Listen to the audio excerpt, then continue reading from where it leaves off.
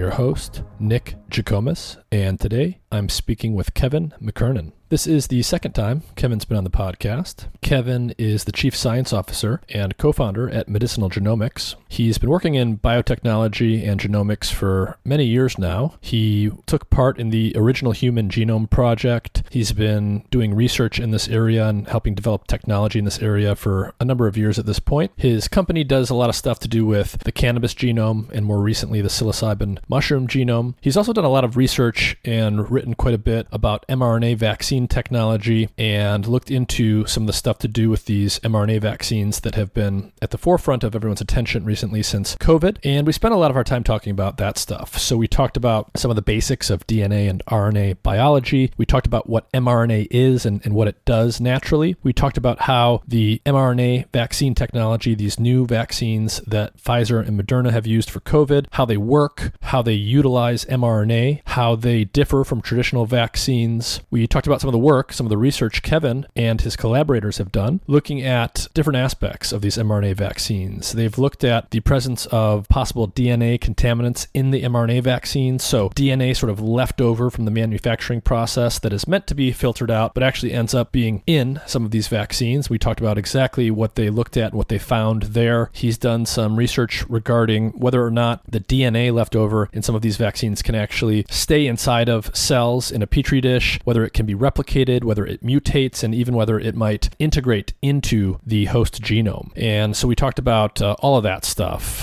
This is a controversial area, mRNA vaccines, COVID, all that stuff. There's lots of noise out there about this stuff. It's a pretty politicized area. If you're listening to the video version of this, I may not post it on certain video channels just due to the risk involved there. The video could get taken down due to the controversial nature of some of this stuff. But I asked Kevin about, the science behind what he's done, how these things work, how the mRNA vaccine technology is actually working, what he and others have uncovered about it recently in terms of what's inside of the vaccines, whether or not it's just the things that were designed to be in the vaccine products or whether there are any contaminants left over from the manufacturing process. We talked about the possibility of genomic integration, how this might relate to things like vaccine side effects and all of the stuff that's emerging about, how this new technology is actually interfacing with our biology. We also talked a little bit at the end about hop latent viroid, which is an infectious agent that's causing a lot of problems for cannabis cultivators. And so we talked about what's going on there. And as always,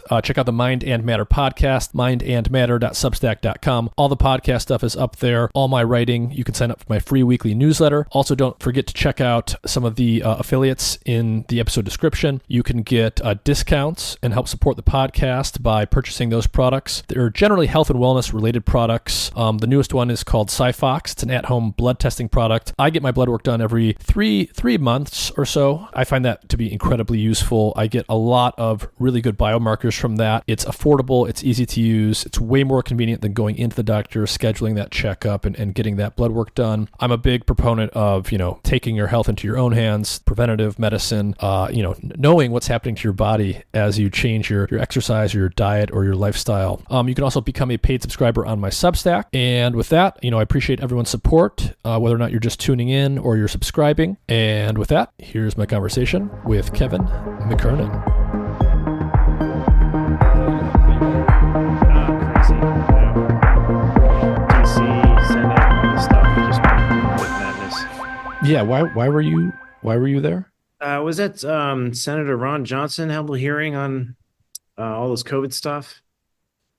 So you had myself, Malone, Jessica Rose, Pierre Corey, long list of people who were just presenting evidence on all of the shenanigans going on in COVID.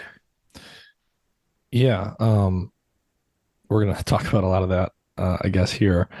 Why don't we just start out with some basic stuff? Why don't you just tell everyone a little bit about yourself, your background, your expertise, and what you do at a high level? Okay, sure.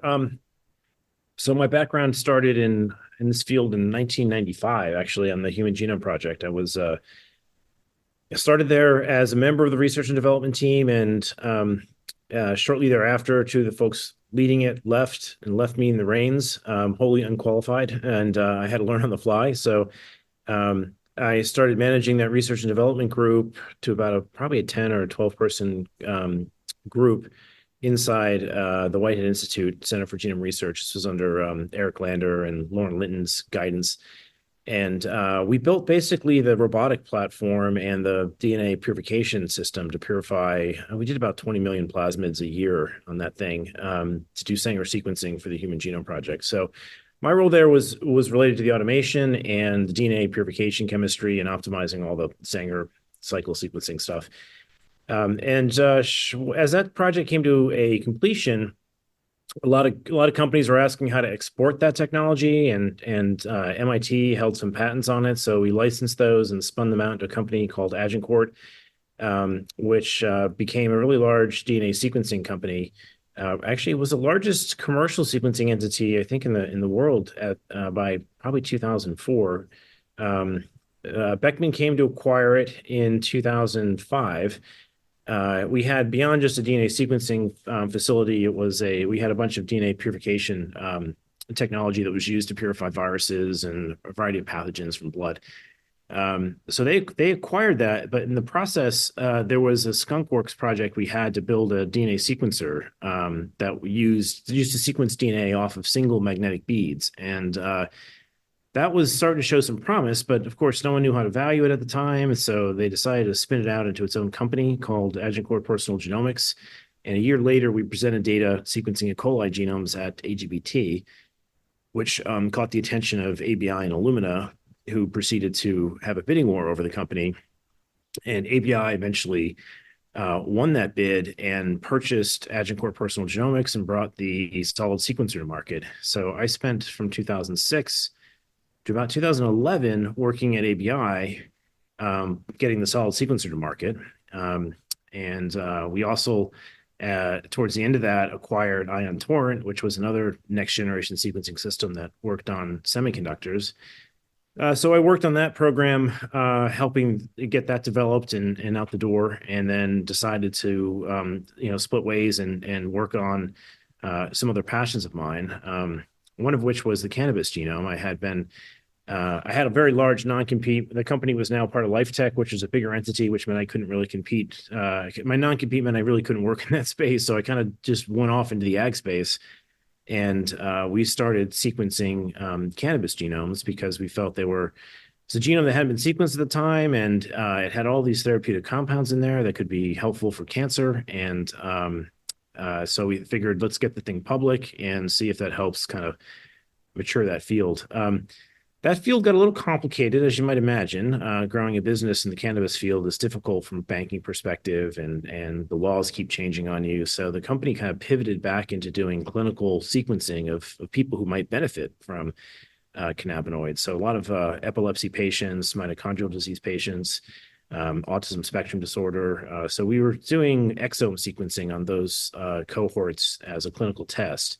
And that went on for about 5 or 6 years before we realized that cannabis market started to evolve and mature, and we pivoted back into doing cannabis testing. So right now, my role at Medicinal Genomics is building PCR tests that target all the pathogens in cannabis that can either destroy it from a yield standpoint or impact patient health. A variety of jurisdictions around the world demand E. coli, Salmonella, Aspergillus, a host of pathogens get tested for every pound of cannabis that's sold. And we don't do the testing ourselves. We just make the picks and shovels that other labs use to do this type of testing. So we're mostly involved in assay development and genomic sequencing still to this day. We do a lot of genomic sequencing of cannabis genomes, and it's about 2,000 of those public now on our website. We've extended that into other medicinal organisms. Psilocybe comes to mind because it has a similar, I'd say, therapeutic profile although it works in very different ways. It's one of these medicinal organisms that is, I'd say, understudied in the current FDA regime, if you will. Hard to get patents on these natural products, so a lot of people push them aside. So we started sequencing. We've been through about 100 of those genomes that are up on our website and publishing papers on that topic fairly recently. So yeah, I don't belong in sequencing vaccines. Can fish out of water, I suppose, but it came to us somewhat serendipitously, and I think because maybe your podcast and a few others highlighted some of our work in evaluating some of the early COVID tests, we were shocked that these COVID tests came to market without internal controls because we could never get away with that in any other market. And so without those internal controls, it's really hard to gauge your viral load. And it seemed odd that we were racing these tests out the door without that. And perhaps there was a higher positivity rate early on in the pandemic. Many of the companies cleaned that up over time, but the kind of horse was out of the barn at that point. And so I wrote a paper on that and one with Peter McCullough, which I think caught your attention on the last podcast, just talking about some of the differences between these vaccine mRNAs and what was actually in the virus, which led to some discussions about frame shifting, which I think have recently been shown to be correct. There's a paper from Mulroney that came out showing that the pseudouridine can cause some frame shifting that is probably not the same type of frame shifting that you would see in the virus, because the virus doesn't have those types of slippery bases in it. Yeah. So, I want to get to that. Let's spend just a little time giving people who don't have the background that you have some vocabulary and just some basics that they can keep in mind. Let's start super basic, but I don't want to spend too much time here. DNA versus RNA. So there's DNA in all of our cells. There's RNA in all of our cells. High level, what's the difference between DNA and RNA in terms of what they do and what they're made out of? I think a good analogy is DNA is like what's on your hard drive on your computer, and RNA is like what's in your task manager, like what programs are actively being run from your hard drive. And so they're often fragmented and smaller in size, and they're ephemeral. They can go on and go off. So your DNA is this hard drive of all the programs your cell can run. And then the RNA, whenever it wants to run a program, it has to turn that program into RNA for the cell to then turn it into proteins. So you have to think of it as all the programs possible that the cell can run, and not all cells are going to run all programs at the same time. That's in fact what makes the cells very different, is they selectively choose certain programs to run in order to be a heart cell versus a liver cell. So you get different programs being run in those two types of cell lines, which you can measure by sequencing the RNA. So the RNA will tell you what genes are actually turned on in a given cell, and how loud are they being turned on? Do we have one copy of the RNA? Do we have 100,000 copies of the RNA? Now, the RNA is supposed to be fairly ephemeral. There's all types of circuitry in the cell to express it and then destroy it, so that you don't have something that's constituently turned on all the time. But that process is quite delicate, and is the process that some of these vaccines are trying to hijack to get spike protein made. Yeah. Okay. So DNA turns into RNA. The RNA can be likened to the programs your computer might be running at any given time for a little while, for longer periods of time. They shut on, they shut off. The RNA, the mRNA is made from the DNA. The mRNA can then be used to make proteins from it. Yes. In terms of the code here, we talk about the letters of the DNA and the RNA code. What are those letters, and how do they differ between DNA and RNA? Well, A, T, C, and G are the ones that are known to be in DNA. There are some exceptions. You sometimes have methylated versions of these bases, and you sometimes have uracil, but generally, uracil is mostly found in RNA. So when certain bases in the DNA get damaged, they might appear as a uracil, but there's a whole pathway meant to clean that up to get rid of these thymidines that have been turned into uracil. But RNA is always replacing that T with a U. So whenever you see RNA sequence, it would be AUCG. There tends to be a U replacing the T. So that's one key difference in the language.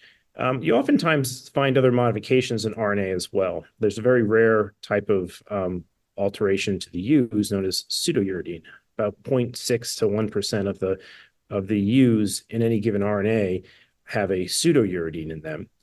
And the cell can further methylate that into N1-methyl pseudouridine with a set of enzymes that methylate the pseudouridine. So there's a pathway for about a very small, infrequent percentage of the RNAs have these pseudouridines, which are, we don't fully understand their role in biology, to be honest. When you do knock out mice, when you knock out the enzymes that play in this cascade, really, really weird things happen.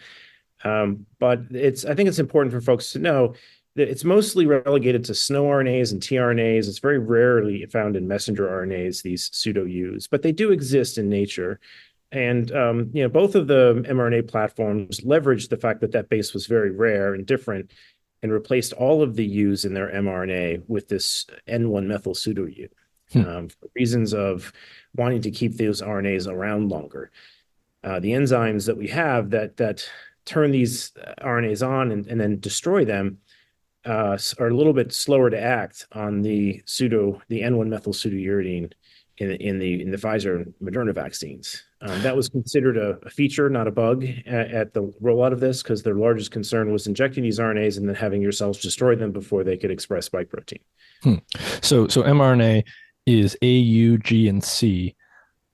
Most of our RNA, most of the time, uses uracil as the U, but there's a Yes. slightly different version that can be incorporated, and that happens naturally a small percentage of the time. Yes. And that affects, probably among other things, how long those mRNAs are lasting in the cell. Yes. There's some literature suggesting it may play a role in cellular localization as well. The ones that have pseudouridine on them tend to be more nuclear localized, but that's not a hard and fast rule. And so, in terms of the mRNA vaccines, the Pfizer and Moderna vaccines that we're pretty much all familiar with at this point that have been used for COVID, at a high level, what was the intention behind these vaccines? How were they meant to work in contrast to traditional vaccines?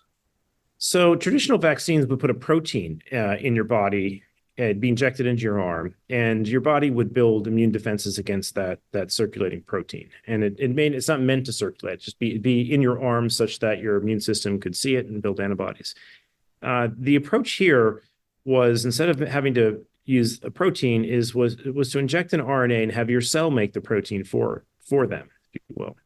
Now, that invites a lot more variation, if you will, or variability, because not everyone translates RNA at the same speed. We don't know if they're all going to get that when the protein gets made, if it's going to fold the same in every person, if it's going to get presented on the cell the same way. So you're several steps downstream in the manufacturing process that you're sort of outsourcing to the patient and having their cells build these RNAs. Now, I think one key difference here is that when your cells are making these proteins, they're somewhat painting a target on their back for your T cells to come and destroy them.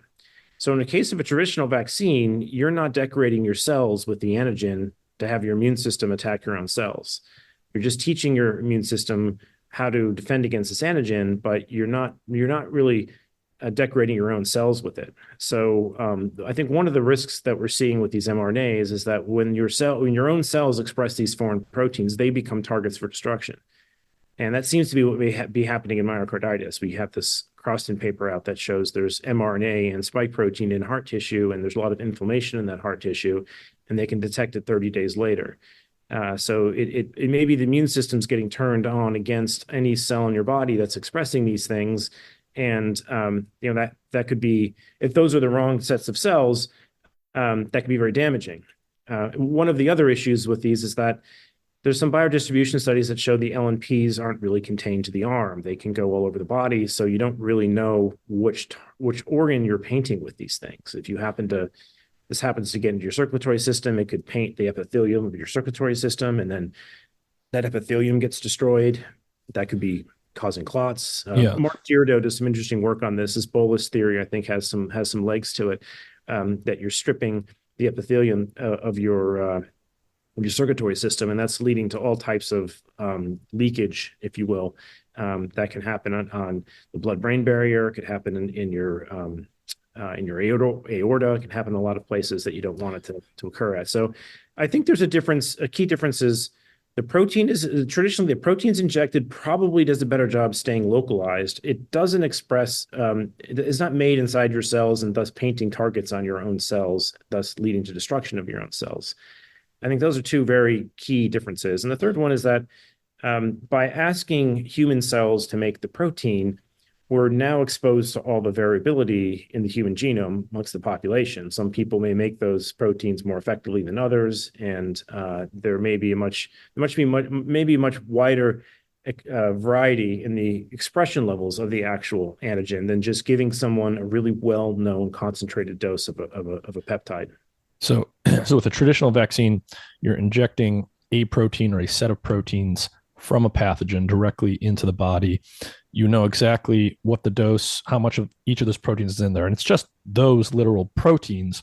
You're Yes. not you're not asking your own cells to produce that protein. The proteins are getting into the body directly, and then an immune response comes to that, and that trains our immune system, so that when we encounter the pathogen in the future, if we do, it's preempting that immune response. And that's how vaccines work.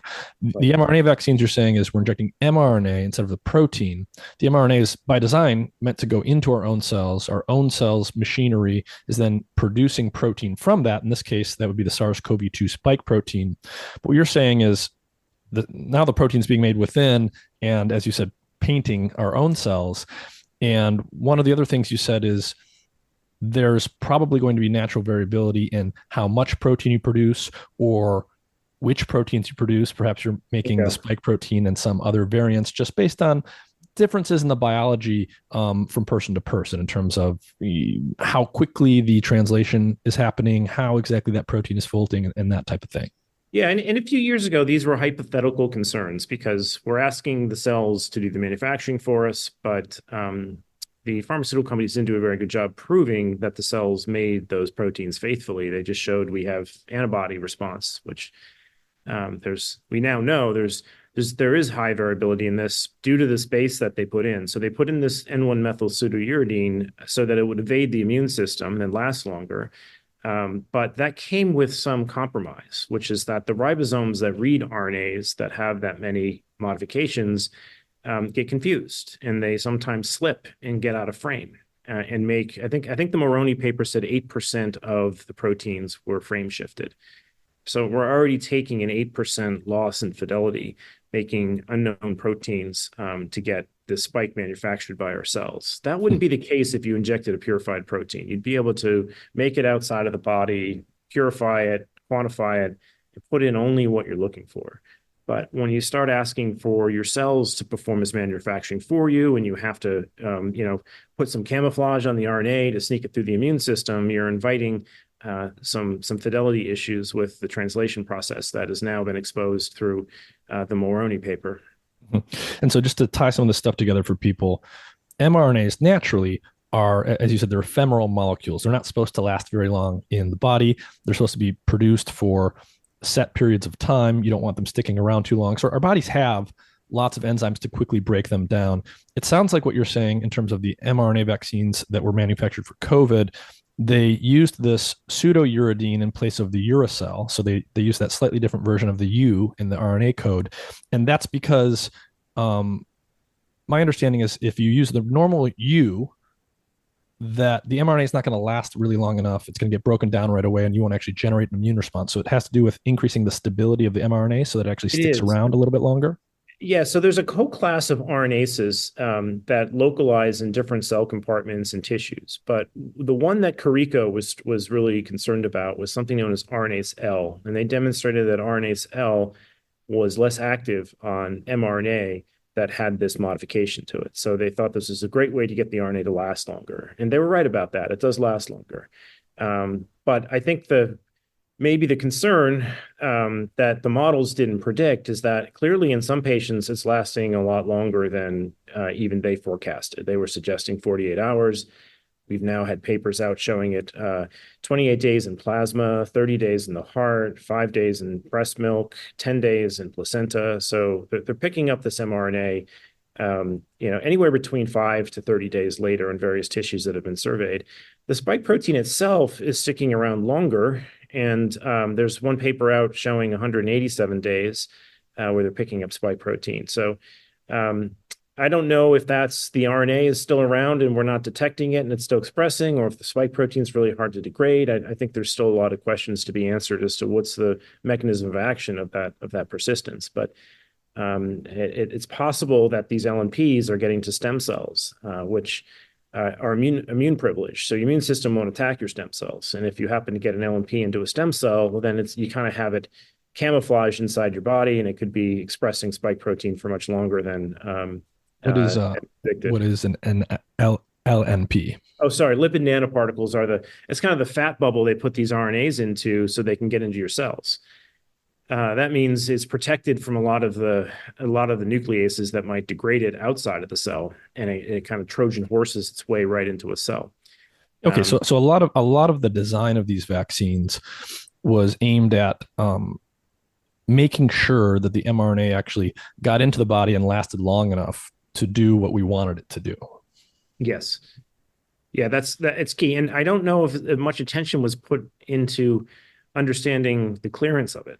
How having something last for a long time may not be a desired outcome. Most immune responses are finding a small antigen and preparing the body to amplify its response to that the second time it sees it. So you don't necessarily need a lot of antigen to deliver to build a response. I think that we're in such a new space here. Their concern was, let's make sure we at least get a response. So let's make the mRNAs last long without as much concern over what happens if they last too long. And this persistence create disease. Maybe it wouldn't create disease if it wasn't expressing a protein as notorious as a spike protein. Maybe the platform's fine if you had some other type of benign protein in there. But the combination that there's a protein that now has a lot of publications on its toxicity and persistence is one concern. Now there's other concerns out there that, well, what if you just had naked LNPs with nothing in them? What damage would that do? And we don't have an answer to that. It could be that just these LNPs bombarding these cells with any foreign peptide turns the immune system against them, and you're really just inviting the immune system to erase a certain percentage of the cells. There's some numbers on how many LNPs are in this. I've seen literature that it's anywhere between like 50 billion to a trillion. I tend to think the 50 billion number is more accurate based on just surface area volume calculations I've done. But that's still, 50 billion, you probably have, 40 trillion cells. So you're talking about 1 in 1,000 cells getting painted for destruction, which if it's the wrong cells, that can be a problem. So when we talk about the mRNA vaccines for COVID, they contain the mRNA, which encodes the spike protein, but it's not identical to the native mRNA that's in the virus. It's using this modified U in the code, and they're also encapsulated in these lipid nanoparticles. So it's not just like we took the straight mRNA chunk of mRNA from the virus that encodes the spike protein. We took that, we modified it and tweaked it, we wrapped it in these protective lipid nanoparticles, and that's what goes into the body. Yeah.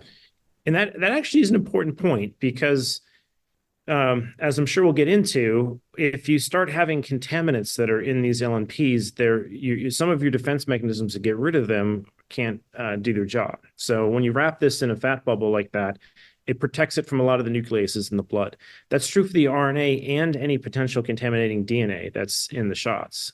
Typically, if you inject DNA into somebody, it has like a 10-minute half-life in the blood. It's not a big deal. They have a lot of previous vaccines that have had DNA contamination in them when they're injecting those peptides.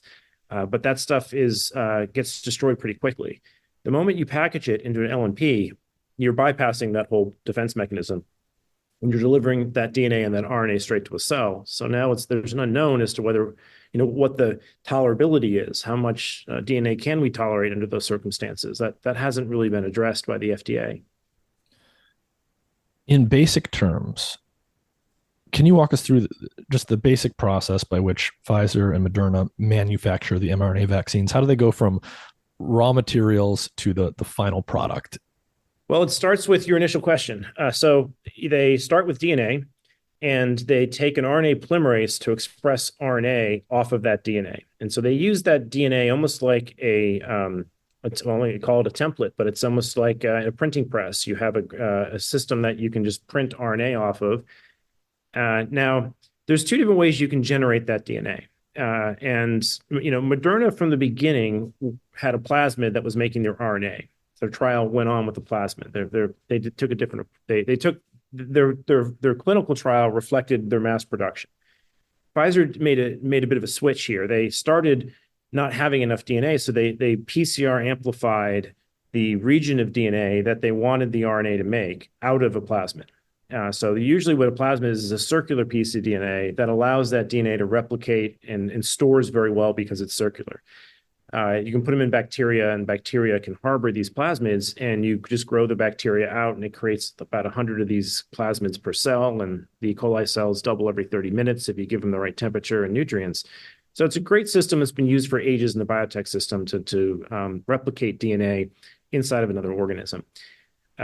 So Pfizer ran their clinical trial PCR amplifying off that plasmid DNA, and then they made RNA from the PCR product.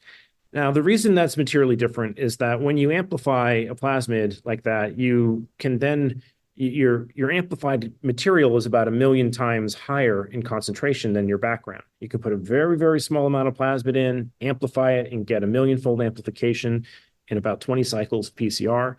And that means that your contamination is 1,000,000-fold diluted.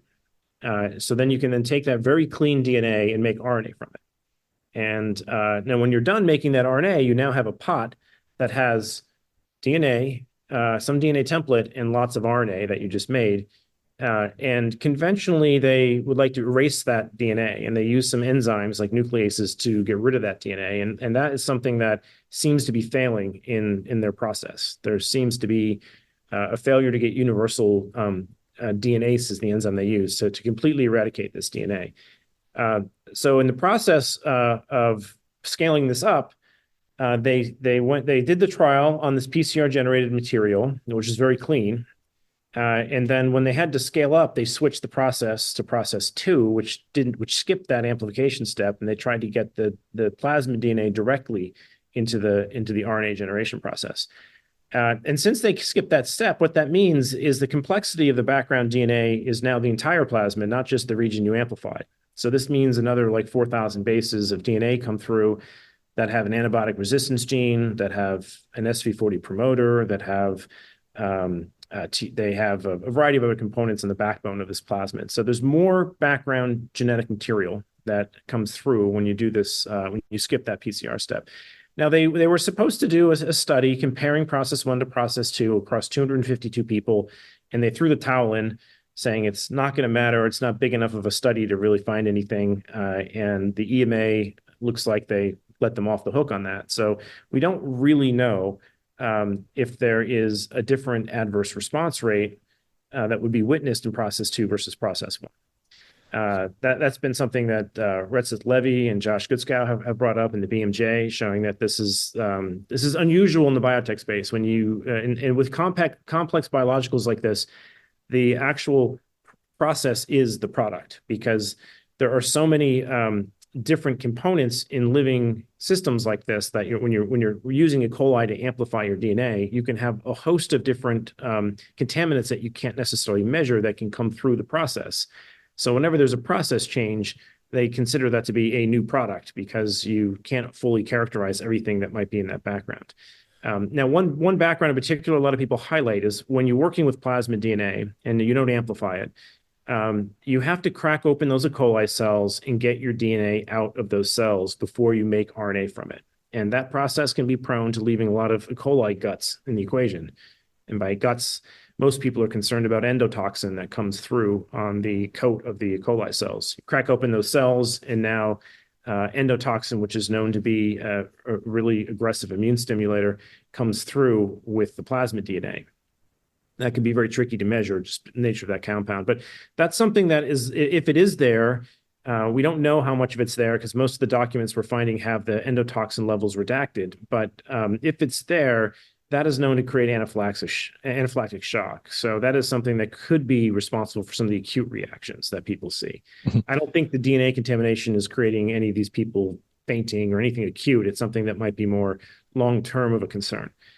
So when we think about, so if someone goes in and gets their vaccine, the mRNA vaccine, I want to talk about what's in that syringe. So there's the stuff that's supposed to be in there by design, and then there's the potential that other things that we don't want to be in there, that aren't supposed to be in there, are also in there. Starting with the first group, the stuff that's in there by design, you've got obviously the mRNA, which has this modified U in the code that we discussed. You've got the lipid nanoparticles, the little fat bubbles that are like little protective shells around that mRNA. Give us a sense, in a single dose of, say, the Pfizer vaccine, how many mRNA molecules are in there? How full is it with these lipid nanoparticles, and what else is in there by design? So there should be about 13 to 14 trillion mRNAs in a Pfizer dose. Moderna's got 3 times that amount. They're closer to 42 trillion mRNAs. And those are, we estimate, are probably in, 40 to 50 billion lipid nanoparticles. So do the math on that. It's a couple hundred to 1,000 of these mRNAs per LNP.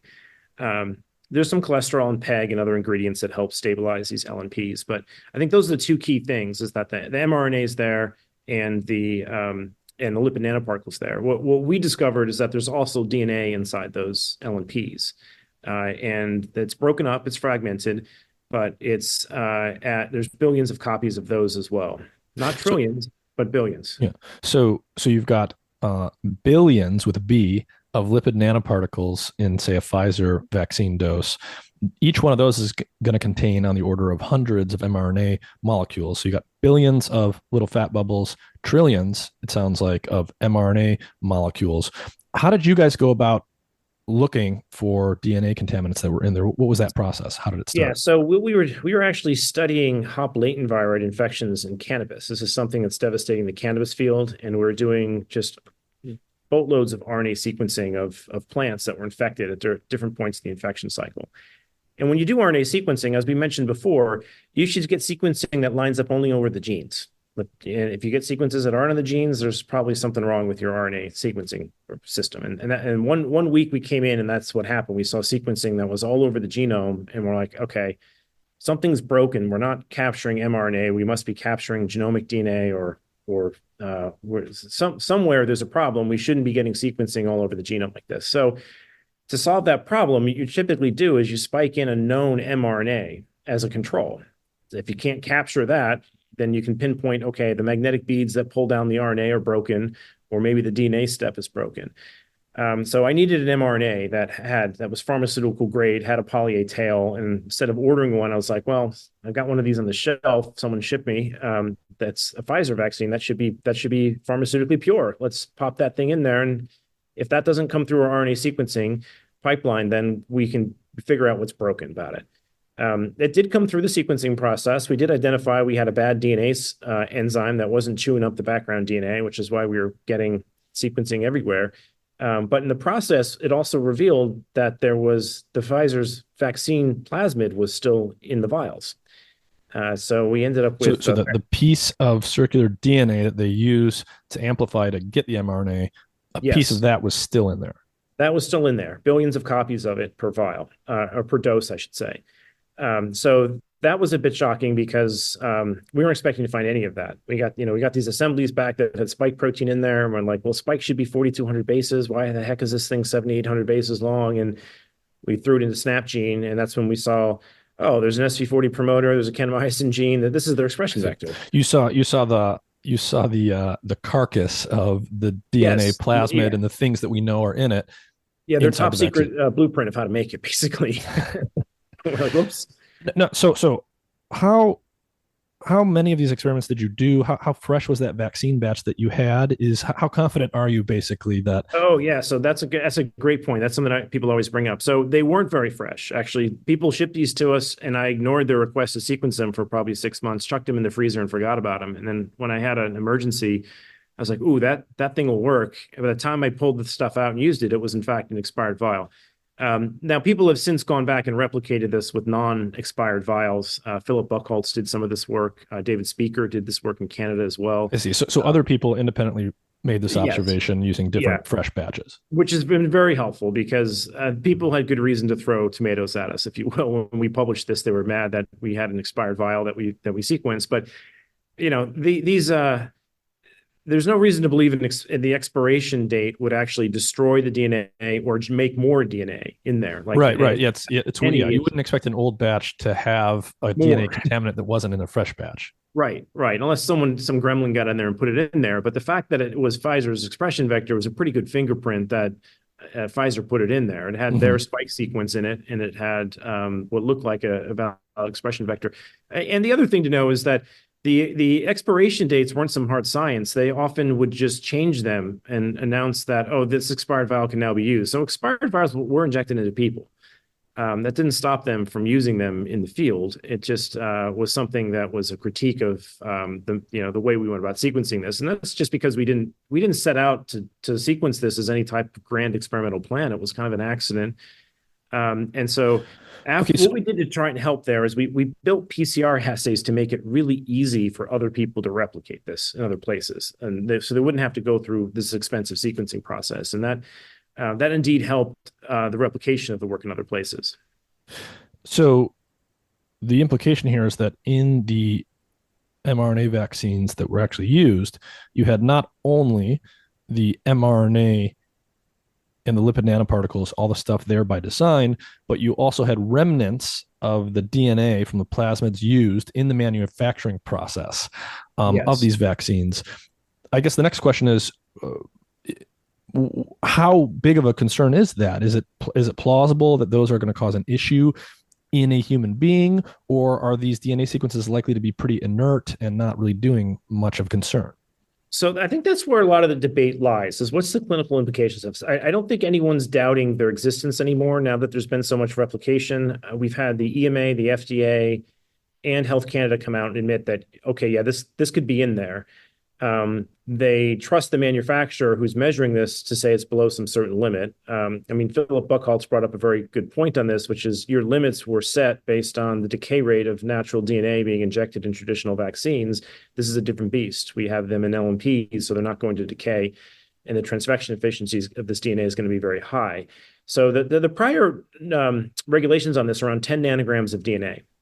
Per dose. Now, those guidelines have changed 1,000-fold over the last couple decades. Since in the Reagan era, they put in the NCVIA Act, which is the National Vaccine Injury Act, and that gave pharmaceutical companies a bit of a liability shield on vaccines. So since then, the regulations have moved from 10 picograms up to 10 nanograms with traditional vaccines that don't have LNPs. So we're in a different world now, where we have LNPs that are facilitating this DNA's entry into the cell, and arguably that limit should be revisited.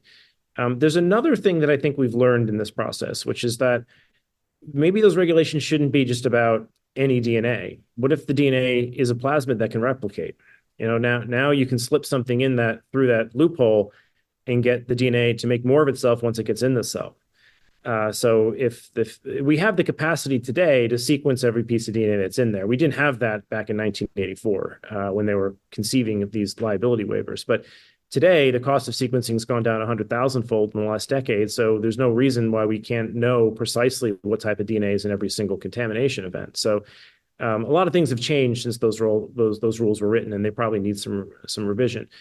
So all right, let's get to the clinical implications. What could happen to this DNA if it gets in?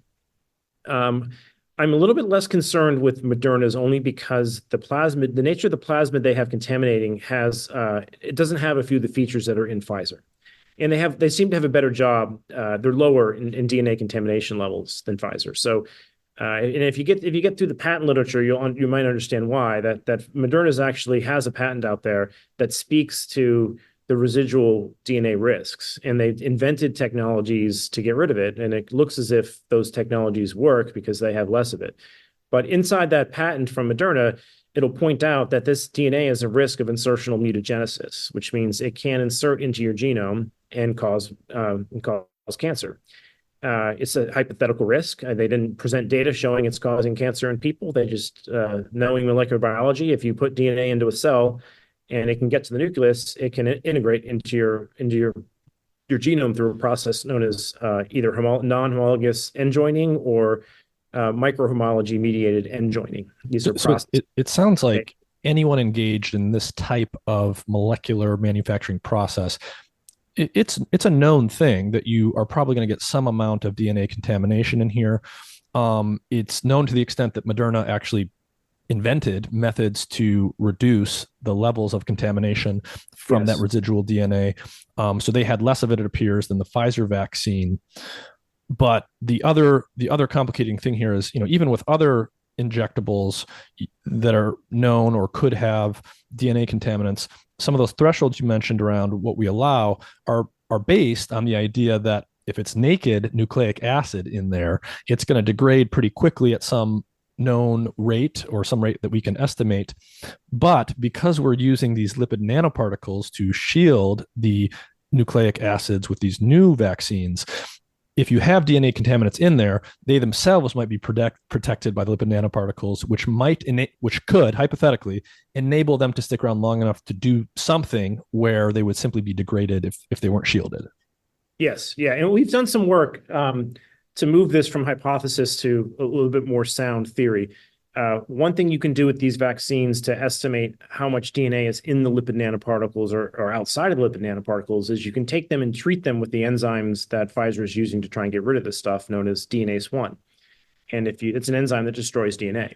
And if you treat their vaccines with DNase-1, you won't see a CT shift in PCR for their vaccine DNA, which tells you that most of this DNA is actually protected from a nuclease, probably inside the LNPs. The other thing that we've done very recently with Uli Kammermer in Germany is she's taken these vaccines and treated ovarian cancer cell lines with them, and then grown them in flasks, and then passaged them into several rounds of growth to show that the DNA persists inside these cells through several passages. So that tells you as well that the DNA is in the cells. For those not familiar with cell passaging, you treat these cells with the vaccines, a small amount of them, a third of a dose, I think was what she used in her case.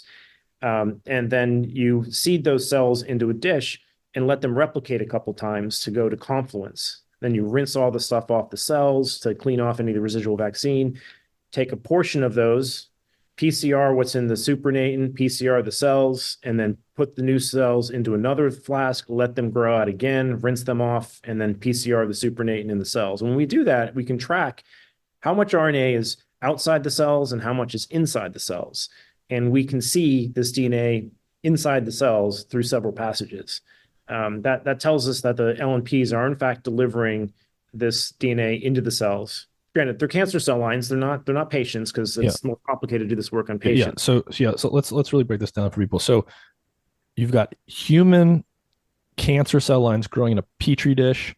You put the mRNA vaccine, you dose them with mRNA vaccine, you just spray it onto the cells, you let them divide some number of times, and then you're saying you can find the residual DNA contaminant from within the vaccine inside of these cells.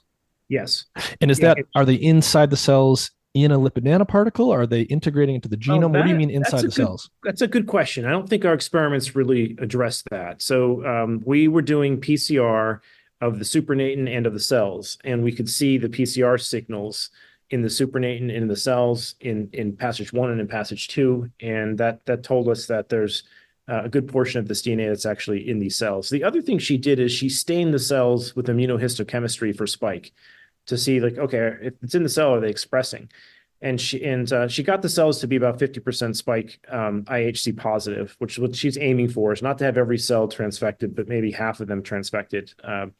So those are the two bits of information we have. We then went and did whole genome sequencing on those cells, and that revealed some other interesting information. The whole genome sequencing gave us about 3,000x coverage over the vaccine. So in sequencing, coverage is the number of times you sequence the molecules. So we, at any given base in the vaccine, we had at least 3,000 reads covering the vaccine.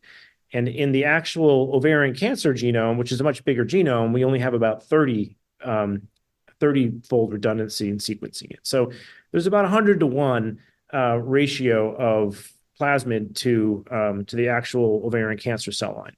That's perhaps not too surprising when you think about how big the human genome is and how small this plasmid is. And when you deploy this much sequencing, you should expect to see more of the actual vaccine there than the human genome, at least from a coverage standpoint. These are only 7,000 letters long. The human genome is 3 billion bases long.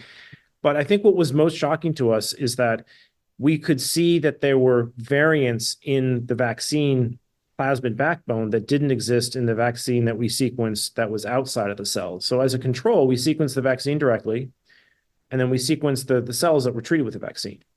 And when you look at the assemblies of the vaccine in the cells versus outside of the cells, they're different.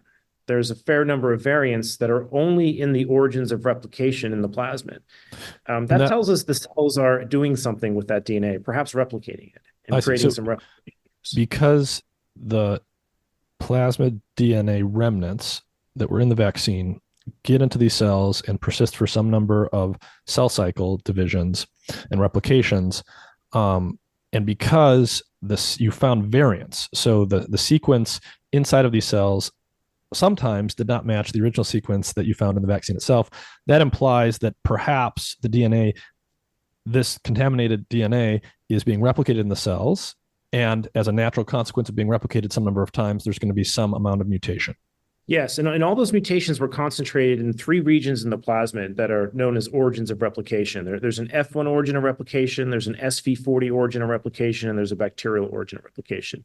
We saw the only variants we saw were in those regions, which leads us to believe, and if you look at the sequence depth of coverage, there's a little bit of a pull up in those regions, suggesting some of those things might be getting replicated by the DNA polymerases inside the cell. That's probably the most interesting evidence we have in terms of it's bioactive. Like the DNA's the only way that DNA gets changed is if it's in contact with a cell that's changing it. Whereas the control vaccine didn't change at all. That's another hint we have that this is inside the cells, because you won't get these variants if you just leave the vaccine out and sequence it alone. So there's a couple pieces of evidence pointing to the fact that this DNA is getting into the cells and it's bioactive. And now there's another bit of evidence that we have here that needs further replication, because when you start talking about DNA integration, you have to be very scrupulous on ruling out all types of artifacts that can happen when you try to measure this. So we did find two regions where there was spike sequence joined to human sequence, one on chromosome 12 and one on chromosome 9 in this data set. Now, the one on chromosome 9, another researcher in Japan, Dr. Hiroshi Arakawa, has kind of sleuthed that out and thinks that might actually be an artifact of the process we have. But the one on chromosome 12, he believes is real, and has presented some additional evidence that there is evidence for microhomology mediated end joining there. There's a short set of sequence in spike that's similar to chromosome 12 that has fused with chromosome 12. Now, we have only 2 reads that are covering this out of the 30x coverage we have. So it's not present everywhere, which is expected. You're not expected every cell to get integrated at the same place. But we've got 2 independent molecules of Illumina sequencing that have about 60 bases on either side that prove this is in fact a fusion between chromosome 12 and spike. Now, we don't know if this fusion is occurring in the nucleus or if this is some type of extra chromosomal DNA artifact. And in cancer cell lines, there's this process known as chromothripsis, where since the DNA repair enzymes are somewhat dysregulated, you get shatterings of the chromosomes. And so there's a lot more extra chromosomal DNA in cancer cells. And we could have picked up an integration event to the extra chromosomal material, which isn't necessarily as persistent as something that would be an integration event in the chromosome. The reason we're presenting that caveat is that we only have one junction of the integration event covered with this evidence. So usually when you have an integration event into a genome, you should have chromosome 12 on one side and you should have chromosome 12 on the other side and spike in the middle. We've covered a spike human integration event on one end, and we don't see the other end of it. So either we didn't have enough sequencing depth to find it, or it's an extra chromosomal debris that we've picked up. But that's another strong evidence. The only way that DNA can fuse to human DNA is if it's inside the cell. So it's clear to us the DNA is getting transfected into cell lines, but the jury's still out on whether this integration event is something that's heritable. It could be something that occurred in cancer cell lines only and is going to get thrown out in cell division. We need more depth of coverage and a lot more sequencing to confirm that it's actually a chromosomal integration event.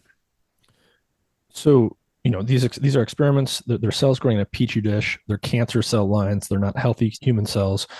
We're not talking about what's happening in human beings, but of course, right, that's what's going to be in the back of everyone's mind is to what extent is it plausible that this type of thing can actually happen in a human being who received these vaccines? How do we begin to think about that? And what does the process look like for actually determining I think a good, this of course requires some skill sets we don't have. So we usually need to get an IRB in place in a CLIA laboratory to begin looking into that kind of work. But so we can play with cell lines. We don't have all the right regulatory structure to be working with consented human DNA. But there are researchers out there that are, Philip Buckles is one who's put out an offer to sequence anyone's tumor to look for this stuff. That'd be probably the place to look. I don't think you're going to find this if you just go fishing randomly through someone's genome at a random tissue per se. I think it'd be better to focus the effort on a tumor type that's evolved post-vaccination. It'd be great if anyone's had a tumor that's showed up right at the site of injection. That's kind of an indication that maybe the vaccine is causing it, and that would be an ideal tissue to sequence. So those studies are ongoing. They're folks that are pursuing them at the moment. This cell line thing is simply meant to be a model to get us, more information about what could be going on with the vaccination process and as it get in there. It may be a proxy for what someone who's in remission may experience post-vaccination. You kind of have to remember that we are always cancering. It's when our immune system falls down that the cancers emerge and to be problematic. Normally, our immune system is clearing ourselves of cancer cells daily. And you need sort of a multiple hit hypothesis here to weaken your immune system and increase the mutagenesis rate in order for these cancers to outpace the immune system. So you might be able to view the ovarian cancer cell line as a proxy for what might happen to an ovarian cancer patient who's in remission post-vaccination. Can any of their cancer cells reemerge post-vaccination? But it's not a person, and it's not meant to, we're not here to say that this is the perfect model for estimating this. The right thing is to eventually do this in humans. But before you go and do this in humans, you need to work out some of the methods first on cell lines before you just start doing random fishing expeditions inside patients' tissues. It's just this is that step of the process of sort out the techniques and the methods we need to do this so that when we do approach patient tissues, we can do it very efficiently and we're not trying to learn on the fly with patients' tissues. So it sounds like, tell me if this is accurate. It sounds like you would say it's been demonstrated convincingly and replicated that for these mRNA vaccines, there are remnant pieces of DNA from those plasmids they use in the production process that make it all the way through and into the final product. Yes. Yeah, that's been replicated by many labs. The work that I just spoke to you about regarding treating cell lines with has only been done with ourselves and Uli. I've heard of one other lab that's seen it as well. Didier Riault called us saying he's done similar work and he's seeing the DNA get into the cells, but neither of us have published anything more than a Substack. So that work, tell me if this is a fair summary of that work. That work shows that in principle, it's possible for some of this remnant DNA to persist inside of cells and be replicated a number of times to potentially mutate and potentially even integrate into the genome of the host cell. And that means it's at least theoretically possible that could be happening with the mRNA vaccines in people, but it does not prove that. It does not prove it, and I also caution that, so the PCR work has been replicated by many others independently. The cell line work that we just spoke about has not yet been replicated by other people, so it's much more nascent. There is some, word of mouth that we've had, sharing with other colleagues on this, that they've seen it as well, but all of this needs to get kind of summed up into a paper that we're going to shortly submit. So there's more replication that's needed on the cell. Treating the cells with a vaccine and what happens is really fresh territory. What does all of this start to say about, this is new technology. These are mRNA vaccines, different from vaccines that have been historically used. It's a new type of technology due to the COVID pandemic. And, we all probably remember the early days, how much uncertainty and how much panic there was. We wanted to rapidly deploy technology like this as quickly as possible. How does this start to get you thinking about weighing the pros and cons of, okay, we want to scale up and rapidly deploy this type of new technology, which looks promising in many ways, against the fact that it's new technology and we don't know all of the little quirks and things that are yet to be discovered? Yes. So maybe COVID isn't the best analogy for this, just because the IFR in it is so low in kids that I don't think they necessarily warrant this type of risk. But there's terminal diseases out there that perhaps, I know Alanylam's out there they have an RNA that they use. It does not come from a plasmid. It's a very short interfering RNA, which is like maybe a 20 to 30 base pair piece of RNA that's chemically pure. They put into LNPs and they infuse into people over an 8-hour drip under immunosuppressants. So that's a very different approach of using RNA. And I can't speak to how well it works. I've just not heard of these really strange adverse event profiles that we're seeing on the COVID vaccines. And that's also being utilized for terminal disease. Right. So they found a disease where the risk benefit ratio is obviously very different than this respiratory virus. Their administration is being done much more carefully through infusion with immunosuppressants over long periods of time.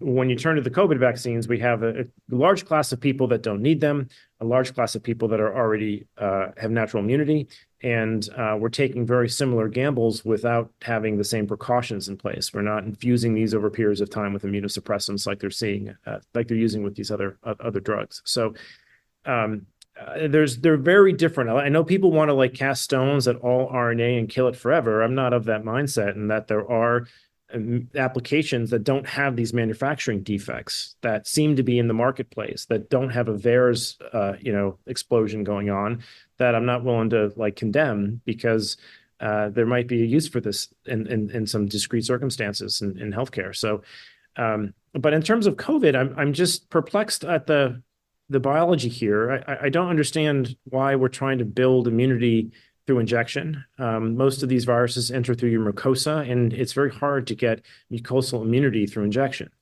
You build antibodies in the wrong compartment of the body. So maybe they protect you if you had viremia and the virus went everywhere and into your bloodstream, then they would turn on, but by then it's kind of too late. You really want respiratory immunity in your mucosa, not in injection. So I think it's the wrong platform fit, if you will, for respiratory viruses. Set aside all the purity issues. If they perfectly cleaned everything up, you have to ask yourself, is this the right way to stop a respiratory virus? And it has to be really, I think a very virulent virus for you to consider it, given the unknowns that are involved. So, I'm not here to condemn the whole platform. If they can clean up the manufacturing and find some type of use case where the risk benefit equation is very different than what we've been presented with, then they may make sense. But I'm having a hard time finding that in anything related to a respiratory virus.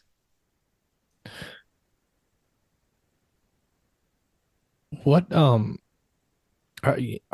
the vaccine manufacturers like doing this type of work to clean up that process? Has the work that you've described that you've done prompted them or regulators to tell them that they need to do some more stringent testing and just streamlining of this process? I don't know that it has. I mean, there is the PrEP Act gave them additional liability protection. My understanding of the PrEP Act is it extended the liability protection to beyond the pharmaceutical manufacturers and even to the administrators of the product. So the nurses and the doctors who are administrating these things have some shield over them as well. So in absence of liability, I suspect they were not financially motivated to do anything. And the signaling we're hearing from the FDA is that there's nothing to see here. The manufacturer claimed they tested this. We trust that they did, so we're going to take their word for it. I mean, what I'd love to see are the regulatory agencies actually perform some PCR, because I think when they do that, they'll recognize that the numbers are higher than what the manufacturer promised them. I mean, the highest lot we've seen yet came from Germany. It was at a CT of 13. So for those familiar with PCR, you may have been called positive at a CT of 33 for the virus outside of your nose. That's a 20 CT gap, about a millionfold gap. So there's a millionfold more of this contaminating DNA being injected than you might get called positive for remnants of virus that are outside of your nasal mucosa, not inside per se. So that's a large difference to be concerned about. So they're probably thinking the CTs on this are out in the 23 range, which is where they should be if they're below the guidelines, 20 to 23 range. So I think they're putting a little bit too much faith in the manufacturer's measurement of this. There should be independent measurement of this, and the techniques that are being used should be published. This is one thing that has concerned us, is the techniques we see looking through the EMA documentation shows that they're allowed to measure the DNA with qPCR, which is very stringent and undermeasures it, even according to Moderna's own patents. But then when they go measure the RNA, they can use fluorometry, which will overcount the RNA. We've put some of this in our preprints, but the fact that they're measuring these things with two different yardsticks shows you there's a game going on, because anyone who's done PCR or done a COVID test for that matter knows that you can measure DNA or RNA with PCR. So if you're asked to be measuring both, you should be using the same yardstick for both, not playing this game of I'm going to inflate the RNA with one technique and then use this PCR method to deflate it in another technique so I can slip through the regulations. So there is a bit of a game going on as to how they're being held to these regulations. So I'm not surprised the regulators are confused by this. They may not be alerted to the fact that the techniques that are in play here give you vastly different quantities of RNA and DNA if you give them the freedom to cherry pick the tools. Let's talk about spike protein itself a little bit. So the intended way these vaccines are supposed to work is the mRNA encoding the spike protein gets into our cells. Our cells use that to make the spike protein itself from that mRNA, and then they are presenting that spike protein to the immune system, and that triggers an immune response, and that's how we generate immunity from these mRNA vaccines. Last time we spoke, we were talking about how when you look at some of the data that's out there in this documentation, the Western blot data, it sort of looked like when you look at it closely and you know how to look at the stuff, there wasn't just native spike protein being produced, but these bands were smeared, implying that there were variants of the spike protein being made with some frequency. And we were speculating that might be due to this frame shifting thing that can happen with this modified uracil nucleobase that's used that we talked about earlier.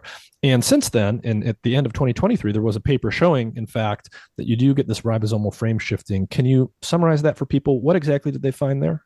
Yeah, so these bases, when the ribosomes are going across reading these bases, they read them in sets of 3. And you can imagine if you change one of those bases and put a methyl group on it, that it may confuse the ribosome's capacity to translate that codon into the right amino acid. And that's, in fact, what that Mulroney paper is showing, is that, in particular, when you have 3 pseudouridines in a row, the ribosome gets confused and slips on it and goes off by a frame. And then it starts reading the RNA transcript one base out of frame, which is entirely different language, and makes spurious peptides after that point. So that is what the Mulroney paper demonstrated. I think that's half of what's going on.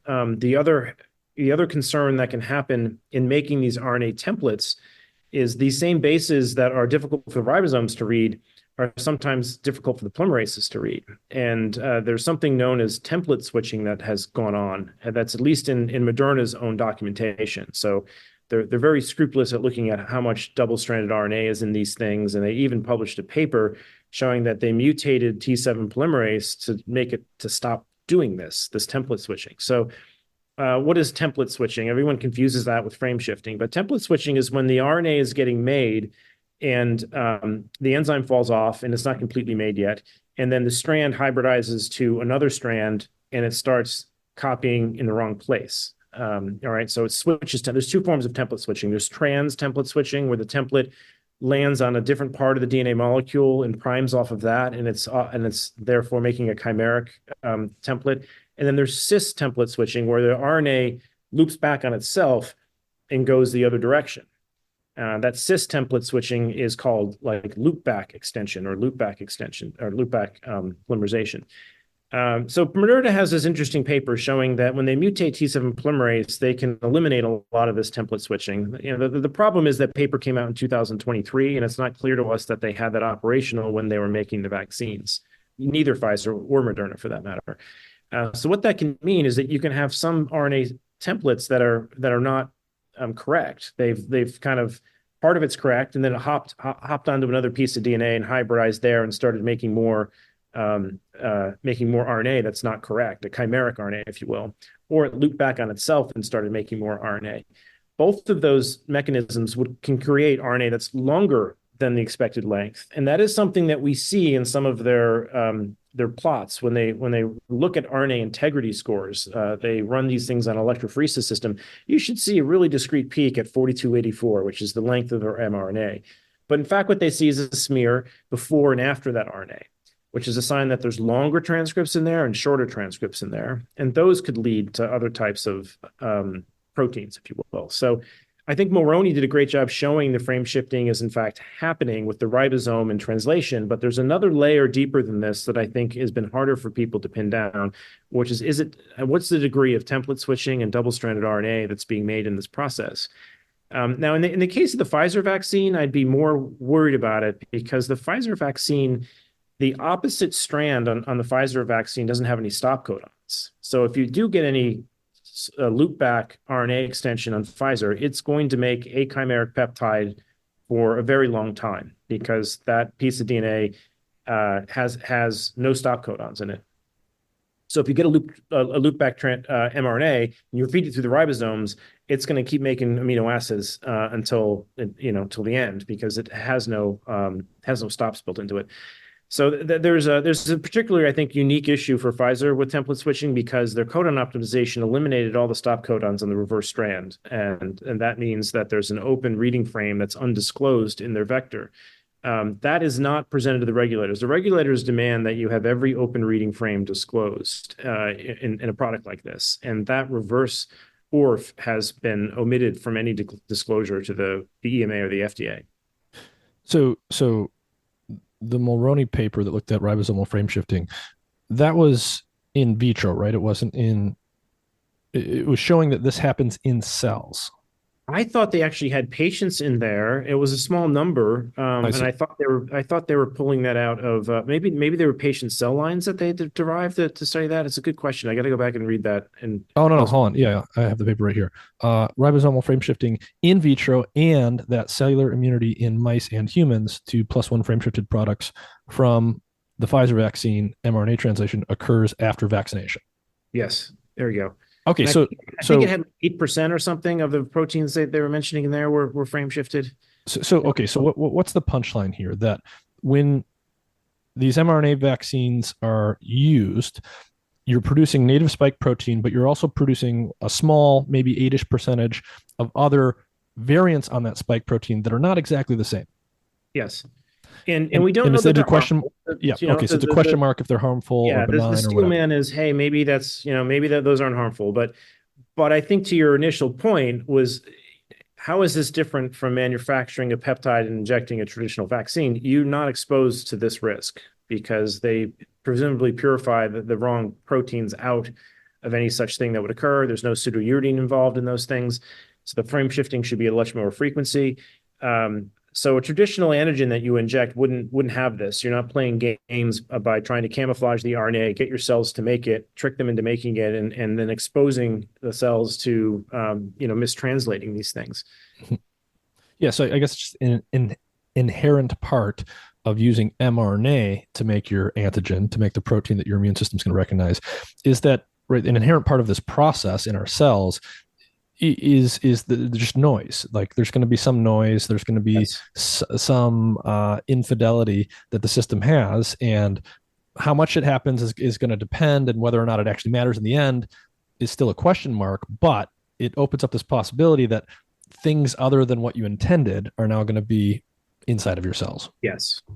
Yeah, I think that's something I've learned in building DNA sequencers is that when you modify a base, all bets are off. It changes the way the sequencers read them. It changes the way the ligases handle them. It changes the way the polymerases handle them. Like people will be like, oh, it's just a methyl group. No way. It changes all the dynamics in terms of the melting temperature of those bases. It's a complicated system, and nature has evolved these little signatures on bases for a reason because they hitch onto them to perform certain biochemical events. So. Decorating an mRNA with 100% of these different bases is not something our cells have seen before. So we're in unknown territory as to how the cell's going to respond to those things.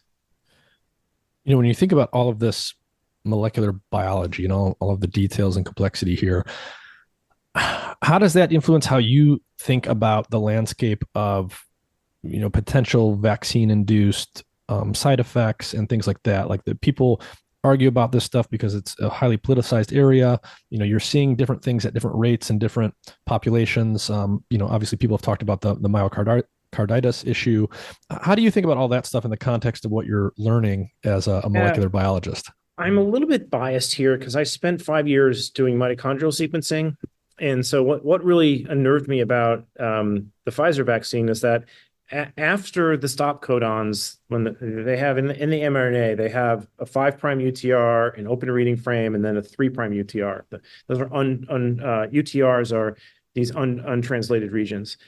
So they shouldn't get turned into amino acids, but they are in the transcript of the RNA.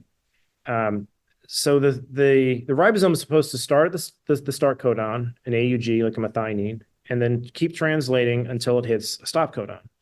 Now, in the case of Pfizer, they put in multiple stop codons because they know when pseudouridine is in a stop codon, it sometimes doesn't behave as a stop codon. And it can frame shift. Fernandez has work showing that. Fernandez et al. Is a paper that we referenced in our preprint with Peter McCullough showing that when ribosomes read pseudouridines, they sometimes frame shift across stop codons. Now, what's after the stop codon in Pfizer is a mitochondrial sequence, a human mitochondrial sequence. So if we're making if we're slipping through that stop codon and making any human mitochondrial peptides, I don't know what that's going to do. I don't know if that's going to make the spike localized to mitochondria. I don't know if it's going to trigger some kind of immune response against a mitochondria, which I don't know how that would happen. They're intracellular organelles, but it's to me that's a red flag. Only because when I read about a lot of the people who claim to have vaccine injury, I see things I saw in the mitochondrial space. I see POTS, I see dysautonomia, I see brain fatigue or brain fog and chronic fatigue syndrome, and all of these things that were showing up in the mitochondrial disease space. So I'm really curious why they have that. They claim they put that mitochondrial sequence in there to make it express better. Once again, they're trying to step on the gas to make it last as long and as powerfully as possible, but that's not always the right approach in pharmacology to have, everything on at full blast. So I would be worried that there could be chimeric spike human peptides in there, which could create autoimmune issues. So I don't have any proof of this. I just see the spectrum profile of patients out there that are vax injured, and it seems to be very mito-based. And then I see that there's mitochondrial sequence inside of the Pfizer vaccine and wonder what happens when you frame shift into that stuff. And does it create these chimeric peptides? Can you talk a little bit more about the persistence of the spike protein? What does the literature say out there in terms of how long spike protein produced from the vaccines is actually lasting in the body? And is that Yes. So is it what we think? Is it what we thought it was originally? Yeah, it's not what we thought it was originally, but there's two different avenues here. There's the nucleic acid longevity, which right now the data we have shows it's shorter than the actual protein. And some of that could be measurement technique and the number of studies that have looked for both. But so on the vaccine front, we've seen Krausen et al. Demonstrate it in the heart for 30 days. We've seen Castruta show it in plasma for 28 days. Now, we've seen Hanna show it in two different studies from Hanna et al. In the breast milk, 5 days or more. There's a lot of critiques that these numbers are such small numbers that they don't matter. But I've have some subsects that go through those numbers. Some of the issues with the first Hanna paper was the PCR test they had only had a LOD at 440,000 molecules, so it really couldn't see it out to 30 days because their PCR test was several orders of magnitude insensitive for the job. There's another paper recently, I'm murdering the last name, but it was in placenta. And they demonstrated one patient that was vaccinated 2 days before birth and one vaccinated 10 days before birth, and they picked up RNA in the placenta. Now, most of the papers looking for RNA right now aren't really splitting hairs between RNA and DNA. So we don't really know if this is an RNA or DNA issue, because when you do RT-PCR, it amplifies both. And most people, I think, were assuming these vaccines had no DNA in them. But you have to go back and revisit those studies with some nucleases present to sort out whether it's RNA or DNA. But so that gives you a window of about 30 days, okay? Somewhere between, those studies went from 2 days to 30 days on the nucleic acids. When you start getting involved with the spike protein itself, we have the Bansal paper that showed that it was in exosomes. I think that was 4 months out, and forgetting the author name, 187 days was the longest one I think I've seen on showing spike protein in what's his name of that? Oh, name might come to me later, but I think I have a link to it on my stack for the spike protein. So we're seeing the protein sit around longer. Now, a lot of people will point to, well, shouldn't the immune system be clearing out the spike? Why is it sitting around for so long? And there are a class of cells in the body that are immunoprivileged cells, like stem cells, that your immune system won't clear out. So if the LNPs get to the stem cells, that could be one source for why there is spike that is evading clearance. And so, yeah, so if the LNPs get to those cells, how might that happen? So, I've heard people talk about, well, we're getting these injections into our arm. They're meant to be like intramuscular. Right, But, right. some percentage of the time, right, it's going to hit an artery or a vein and get into circulation. And I guess the concern would be if and when that happens, and it's inevitably going to happen some fraction of the time, that in those people in which it happens, those LNPs are flowing all over your body and maybe getting to other places. Yeah, that's the best theory I've heard is that, yeah, accidental, and this would probably explain why, like, not everyone's getting sick with these vaccines. There seems to be a sort of stochastic nature to it where a lot of people have taken these and they're fine. They've experienced no issues. It's just a subclass of people. And maybe there's another confounder here, which is certain lots. From our study, the lots, they vary.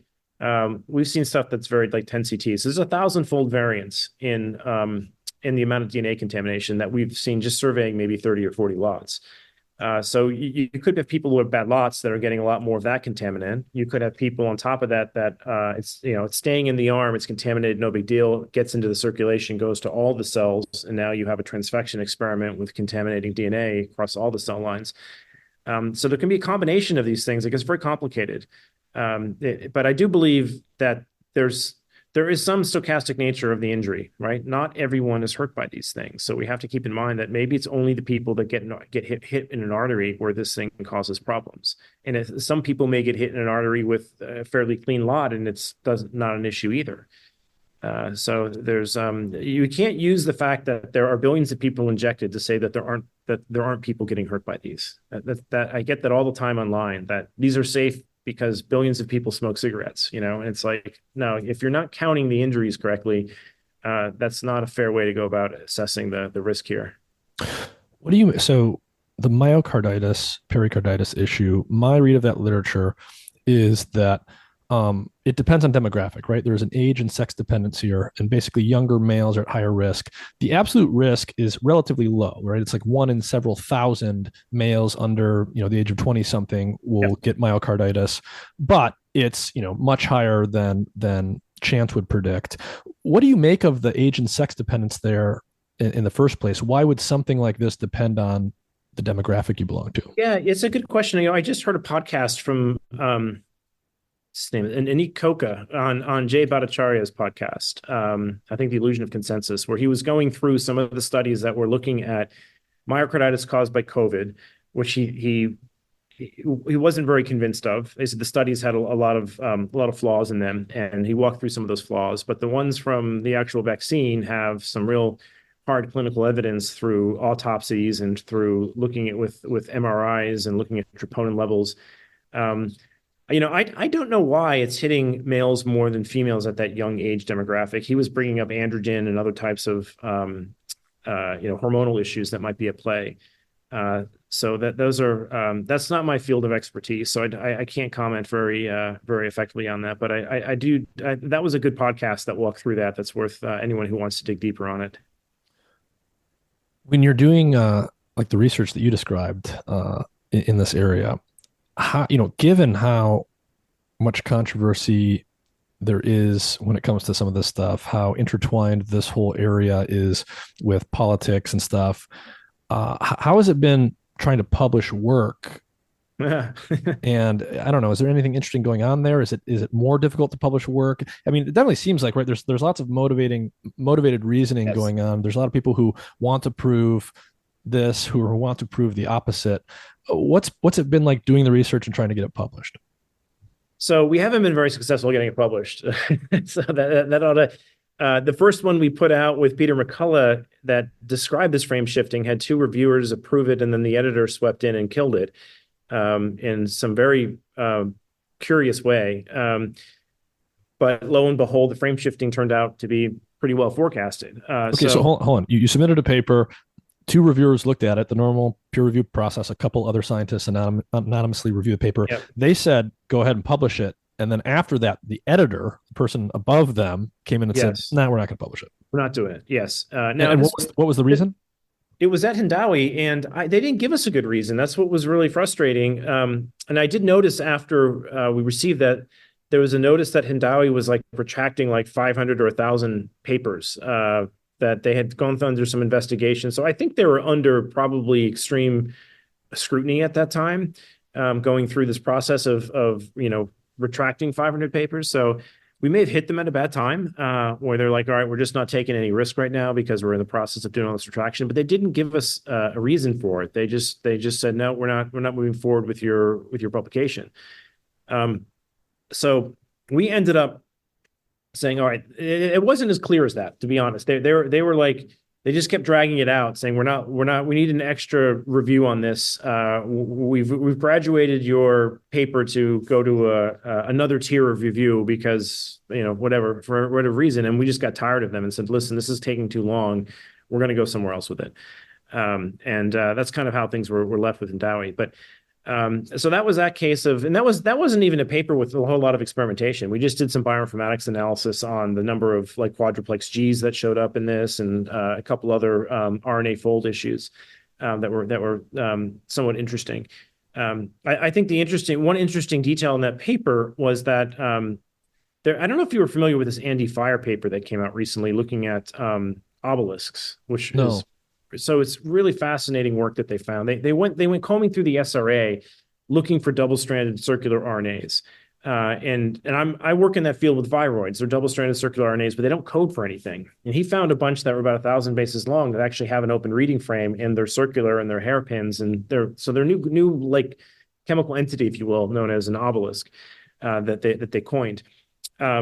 But that paper led me to one that shows that the mRNA folks are designing their codon optimizations to be very rod-like because those are harder RNAs to destroy and they last longer. And I didn't know that when I wrote the paper with McCullough, because I did see that they made that all the RNA codon optimization made them hairpin a lot more. And I was just shocked at the secondary structure change. When you put the codon optimized RNAs through RNA fold, you see all of these hairpins that aren't in the actual virus. And then that Andy Fire paper came out linking to a group that said, no, when we codon optimize for mRNA vaccination, we try to turn them into rods because these hairpins protect them for degradation. So, but it was mostly an in silico analysis with Peter McCullough and a bunch of literature searches around, what could go wrong. So there wasn't a whole lot of stuff to critique other than, we don't like the collection of citations you put forward here. So most of the reviewers were like, yeah, this looks good that you've all these are real citations and, the paper sound. And then I think Hindawi got stuck in this, okay, we're in a retraction mode now of, retracting a bunch of papers. We're going to put all papers that are controversial through a secondary screen again. So I think that's where that one got caught up. But since then, this work, having had that experience, we just went with the approach of put this stuff public as quickly as possible and do the extra work in the lab to make it easy for someone else to reproduce it. Like, it's one thing to make a paper knowing that someone's going to peer review it without a pipette. It's an entirely different matter to say, no, we need to actually build additional assays so someone can pick up a pipette and reproduce this. That's a whole nother month of work, which we did on this. When we put out the work with sequencing the vaccines, we didn't stop at just putting the sequence public.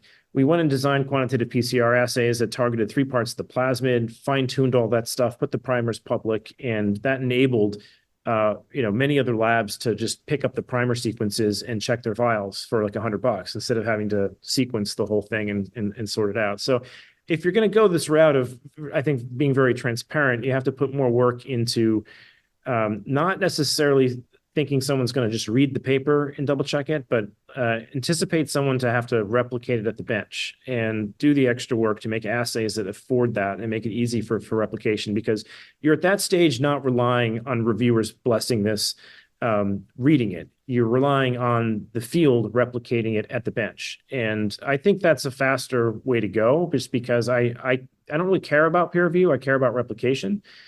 And the moment people start pipetting, you get better feedback. Like when Philip did this work, he pointed us, he pointed to a few things that we missed. And when Sin Lee did some of the work, he taught us things, and David Speaker taught us a few things, right? So the pipetting is the real review, and that's where we actually sharpen the pencil quite a bit. So it is politicized, it is difficult, but I'm losing faith that the system we have isn't like captured in consensus building, and that it's hard to publish something that bends the narrative. The system is very much narrative reinforcing, the current peer review system. And if you're outside of that, you're probably not going to have a good time at peer review. It's probably going to take a year, and you might want to consider going with a preprint that has a hell of a lot more effort focused on how does someone get the lab reproduction done as cheaply as possible. In your mind, like like when you're reading papers, if you're looking at a preprint versus something that has become, an official quote unquote paper that's gone through the peer review process and gets into a major journal, how much does that how much does that matter to you? Do you think the preprints are less worthy than the ones that make it through peer review? So Do you think that doesn't matter so much at this point?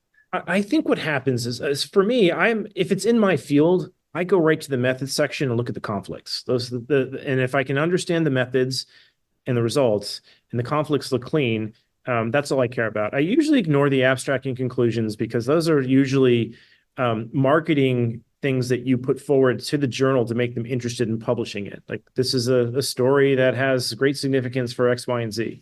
And they're oftentimes not necessarily evident in the results, right? So, people can look at results and interpret different things out of them. So if you're a set of authors who's in the world of like, these vaccines are safe and effective, you will see a set of data and be like, this shows that they're safe and effective. Another person could see the same data and be like, well, I'm not so certain. I view it differently, right? So conclusions are always, there's always a subjective nature of conclusions. Of the author's interpretation of the data is embedded in the conclusions, whereas the results and the methods themselves really tell you everything you need. So in my own field, I don't discern between whether something's been published, whether it's a poster or whether it's on a preprint, because I can decipher it. When I get outside of my lane, I then have to rely more on other experts, and Mm-hmm. I'm easier fooled, and I tend to read into the abstracts and the conclusions a little bit more than I probably should. So those are I think the most important thing if you're outside of your wheelhouse is that you scrutinize the conflicts first. And if there's a lot of conflicts there, such as this is funded by Pfizer, and I'd be like, okay, I don't have time in my day to read a Pfizer paper. I'm going to move on to one that doesn't have conflicts. So I tend to put a lot of weight on the conflict of interest section only because I've seen so much of that in COVID where the results have sponsorship like that, and they're just polar opposite of what I'm seeing from like physicians on the ground and what they're telling me. That I can't take a whole lot of faith in the peer review system giving faithful information in that direction. And I think it's more of a concern for me when the sponsors are very large financial institutions than small ones, because they have the purse and the capital to actually advertise in that journal and to influence perhaps the way the editors are behaving. Many people may not know this, but the way the financing of peer review behaves is the people who want to publish give the journal about $3,000, hand over their copyright of their material to the journal. The journal then makes money not only by receiving your $3,000, but by also doing advertisement for folks like Pfizer inside the journal, and then reselling access to the copyright of those things to Harvard and Stanford and what have you through, if they put these things behind a paywall, there's like a $35 to $50 fee for someone to download the paper. So there's a risk there that the intermediary, the oracle, if you will, running the journal can be influenced by their advertisers. And I certainly think that's what's happening in the mainstream media. It's probably less obvious in the actual journals themselves, but in mainstream media, there's like every single basketball game I watch now has Moderna on the floor and brought to you by Pfizer, and they never say a negative thing about the vaccines. And the journals, I think to some degree, this may be going on as well, that they are very pro-vaccine. They've always been pro-natural origin of this as well. So there's been a lot of protectionism of a particular narrative through the journals that I don't think is really welcoming of people who have counter narratives.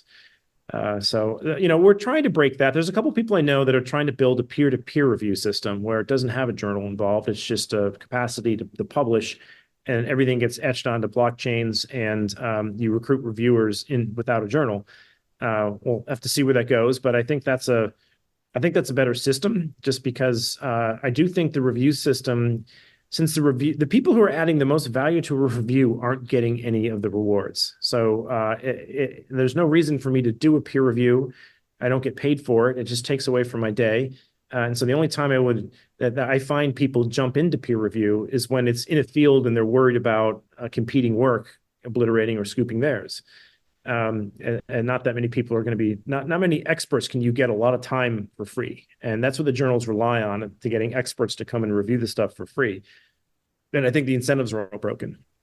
I think if you put a bounty out there for reviewers and it was very transparent, you'll get people to, instead of driving Ubers on weekends, PhD students can be reviewing papers and getting paid better than they might be getting an Uber salary, if you will. So I think we can change peer review if we put in market incentives in place and turn it into a more of an Austrian economy, if you will, where there is pricing signals in peer review, and you can get platinum review, gold review, bronze review. You can get fast review, slow review, 5 reviewers, 2 reviewers. Right now, it's a very one-size-fits-all review system, and there's no urgency involved. I have a Substack from just this weekend, actually, about a peer review in the psilocybin space that I went through that took 3 years. And it's just a total train wreck if you read through it all. There's no motivation for anyone to actually review things quickly. I encourage people to read that if they want to get an understanding of how that sausage is made. But I think it's time to disrupt it. We saw too much of this in COVID, where Surgisphere came out, Proximal Origins came out, all of these papers that massively disrupted the patient access to hydroxychloroquine came through, and they were later shown to be frauds. So the system doesn't have a very good reproduction rate, and reproduction is where we should focus. Did you see what happened recently with the FDA and some of the ivermectin content they produced? What happened there exactly, and what's your take on it?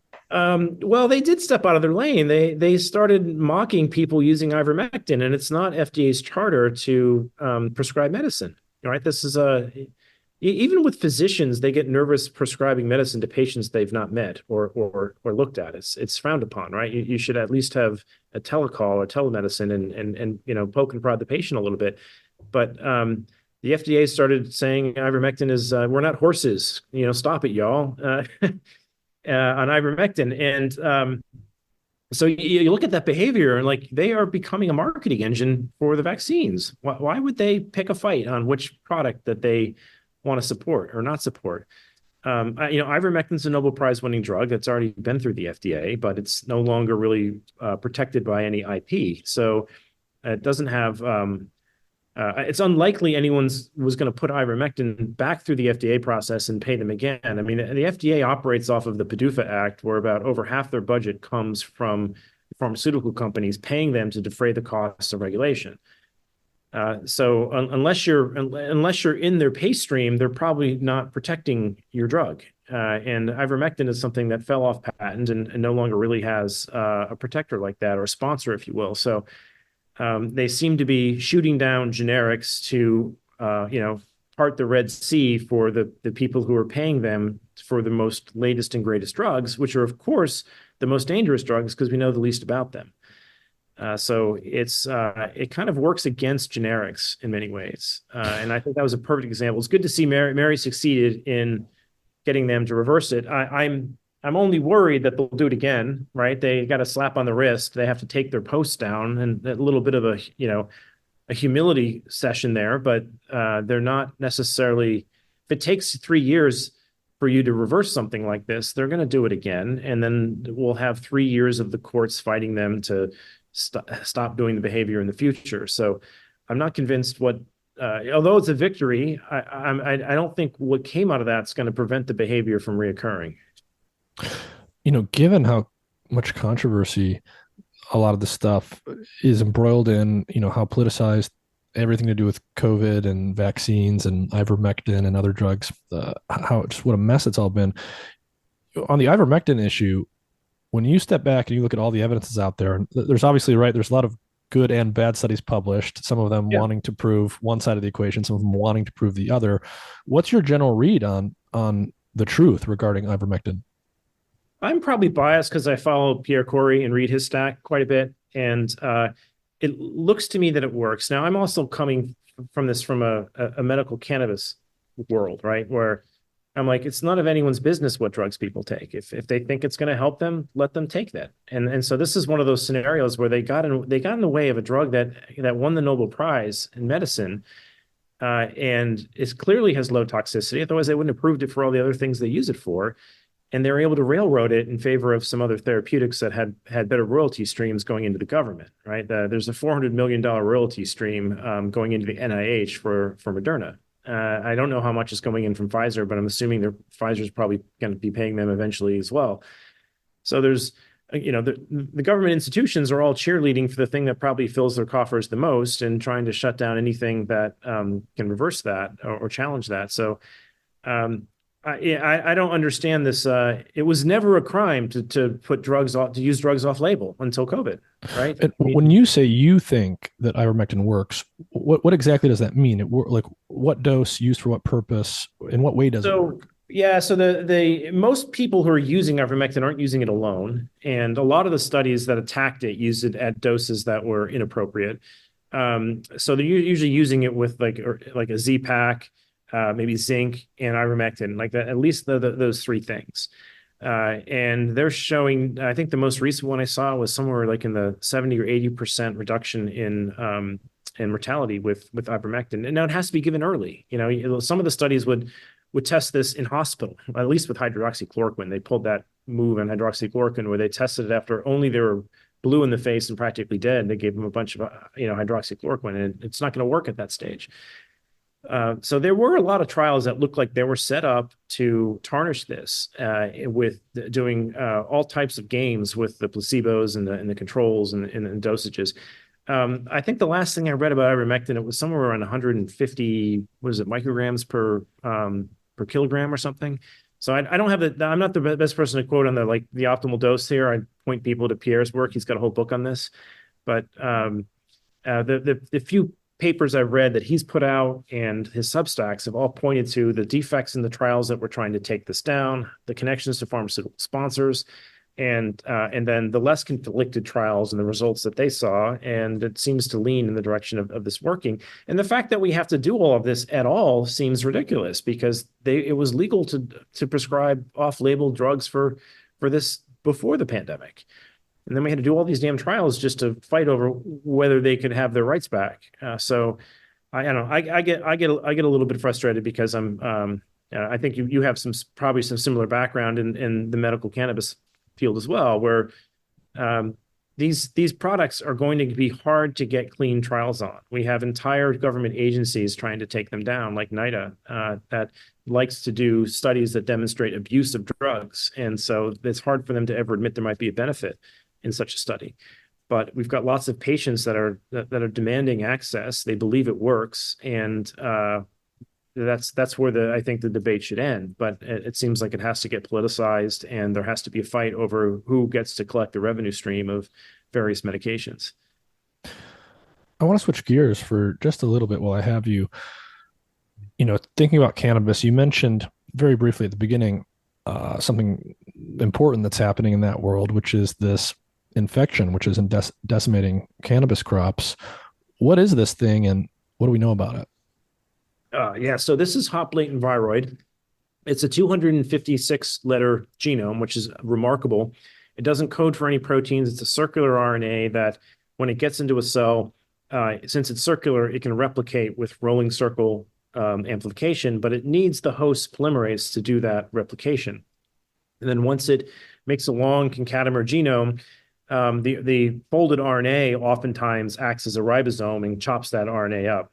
I don't think that's actually happening with hop latent viroid. I think it has a different mechanism. Something else in the cell is probably chopping the genomes back up and folding them back into circles. But anyway, it tends to, a lot of plants, it tends to sit in the roots. And then when the plants go into flowering, it travels all over the plant and reduces the yield about 40%.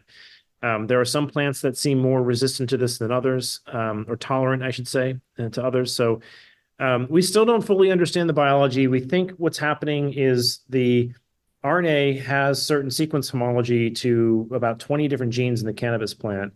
And through a process of RNA interference, it hybridizes that RNA, and that RNA gets clipped or diced and cut into pieces. And so it's downregulating the expression of certain genes that also enable its capacity to replicate. So that's kind of the mechanism we think is at play at the moment. And there's no cure for it that we know of yet. People are just, if they detect it in a plant, they kill the plant. So there is a lot of PCR going on in the field where it's actually a very interesting economic use case because a grow can put in a PCR system and start running PCR and see the economic gains of cleaning their grow and getting more yield in like less than a year, which is quite different than the kind of sentiment that's been left in the field with PCR for COVID, where we were, probably quarantining far too many people and everyone has a bad taste in their mouth over it. But it is a prime example of being able to demonstrate that, yes, PCR can track down pathogens in such a way that the cost of the PCR is more than made up for the reduction in the pathogenesis of the disease it's trying to sleuth out. How do growers detect this and quarantine and get rid of it? Yeah, most aren't quarantining. They're just if it's hot, they get rid of it. So you basically you take either a leaf punch, preferably a piece of root, because it's some plants hide it in the roots and it's not in the canopy. And you boil that for a little bit and then run it through PCR. And an RT-PCR will give you an answer. And we've got a system that does it like in 50 minutes. You get out an answer as to whether it's positive or not. If it's positive, in most cases, they just call the plants. There are a few like mother plants where people in the cannabis industry, they're not using seeds as much for THC plants that are grown indoor because there's too much variability right now in a lot of the seeds. Seeds are siblings, so they're not all the same. Clones are identical to the mother. So what happens on an expensive indoor cannabis grow is they clone the mother plants. And that cloning process is cutting into the plant quite a bit and creating a lot of injury. And that's where a lot of the hop latent viroid is getting transmitted through. It's getting transmitted through scissors. So that cloning process can spread it very, very quickly in a nursery. And so there are some studies right now that we're working on that show there are genetics out there that seem to be more tolerant of this. So you want to be careful if you put a program in place where you just chop everything down that's positive, you may be chopping down some of the plants that you need to breed to get out of this. There are some plants that keep it in the roots and it doesn't go to the canopy, and those are probably the ones you want to start breeding with to build up a set of genetics that are more tolerant to this. What strains would those be? We've seen that in Jamaican lion, which is one that we've done a lot of publishing on. It keeps it in the roots and doesn't spread to the canopy.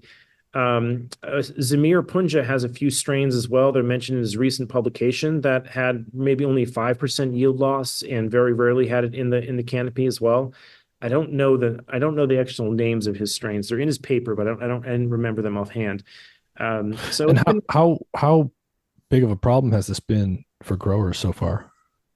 Well, I think it's more of an issue on the indoor grows where there's a lot of cloning going on. And so we've heard numbers of 40% yield loss. We've heard, probably $1 billion of loss in California alone.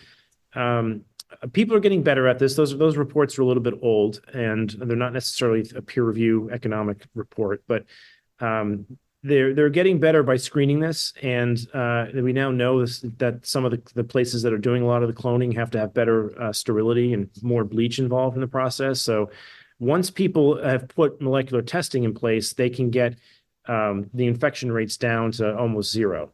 They just have to have an aggressive screening program every time they bring new genetics in. There's a little bit of work going on with tracking this in seeds and in pollen. It does move in pollen. It's not as effective in the seeds. Some lines have a higher percentage of seeds getting it than others. So there's still a lot of work to be done on which genetics move more of this than others. I think we're going to find in time that some of them are more. The hop field went through this already, and they don't test anymore because they've now got the lines that they need to basically they know which lines are more tolerant of it, and they tend to grow those. I think I see. So people may sort of breed the problem away by creating plants that are more resistant. I think and that's an important point that if you have these plants that are positive in the roots, but they never move to the canopy, and you kill those too, you might be killing the plants that we actually need to keep and breed. So we always recommend people test both leaf and root to know what kind of plant you have. And you got to do it in veg and in flower, because in flowering, the plant changes and you end up getting more viroid flow in some of the plants. But if you don't have it in the flowers, and it's in the roots, that may not be a mother plant you want to kill. That might be one you want to put in your breeding program because it seems to be keeping the viroid contained at least.